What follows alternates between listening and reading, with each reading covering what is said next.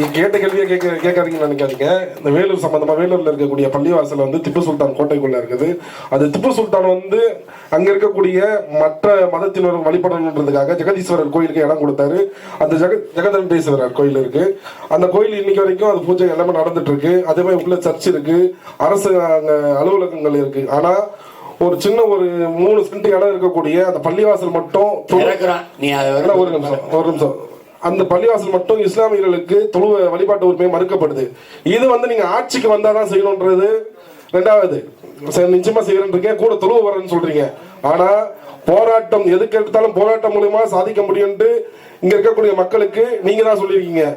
இந்த விஷயத்துல நீங்க சொல்லுங்க, இந்திய தேசிய கட்சியா சார்பா நாங்க போராட்டத்தை முன்னெடுத்தா நீங்க எங்க கூட கை கோப்பீங்களா?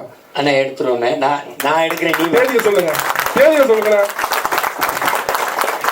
நீ எடுக்காத, நான் எடுக்கிறேன், நீ என் கூட. நிச்சயமா எடுக்கிறோம். அதுல என்னன்னா, திப்பு சுல்தான் இங்க இந்த கோட்டைக்குள்ள இவ்வளவு வழிபாட்டு தலங்களை கட்டி கொடுத்தாரு.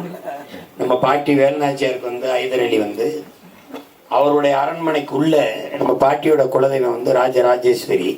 அந்த ராஜேஸ்வரி கோயிலை உள்ள கட்டி அவர் அரண்மனைக்குள்ள மகளே இது நீ வணங்கிக்கன்னு சொல்லி அனுமதிச்சவர். அவரு உனக்கு புரியும் நினைக்கிறேன். அதனால எனக்கு திப்பு சுல்தான் ஹைதர் அலி இல்லைன்னா எங்க பாட்டி வேலுநாச்சியாருக்கோ, எங்க பாட்டன் மருதுபாண்டிக்கோ, எங்க பாட்டன் தீரன் சின்னமலைக்கோ வரலாறு என்பதே இல்லை. உனக்கு புரிந்து நினைக்கிறேன். எங்க பாட்டி இழந்த நிலத்தை வந்து இந்திய அரசியல் வரலாற்று, விடுதலை போராட்ட வரலாற்று, குறிப்பா தமிழர் இன வரலாற்றுல எங்க பாட்டங்க பூலித்தேவன், மருதுபாண்டி, அழகுமுத்துக்கோனு, தீரன் சின்னமலை மன்னங்க ஆண் மக்கள் போராடி தோற்றுருக்காங்க. ஒரே ஒரு மரத்தை தான் போராடி வென்றிருக்கான். வரலாற்றிலே இந்திய நிலத்திலே வெள்ளக்காரனை ஏற்று போராடி இழந்த நாட்டை திருப்பி மீட்டவளை ஒருத்தி தான் வரலாற்றிலே. அதை மேலும் பேச மாட்டான்.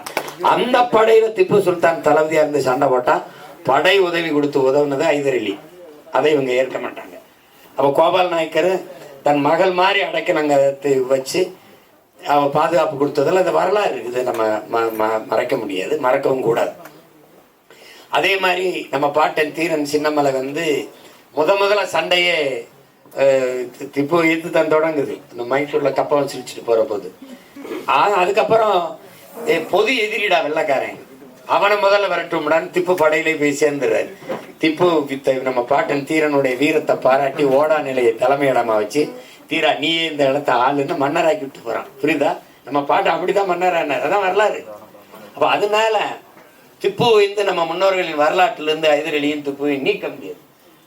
அதனால நாம அந்த திப்பு சுல்தான் கோட்டைக்கு முன்னாடி திப்புவுக்கு பெரிய ஒரு சிலையை எழுப்பி திறந்து நம்ம வழிபாடை நடத்துவோம். இப்ப நம்ம போராட்டத்தை நடத்துவோம். நிச்சயமான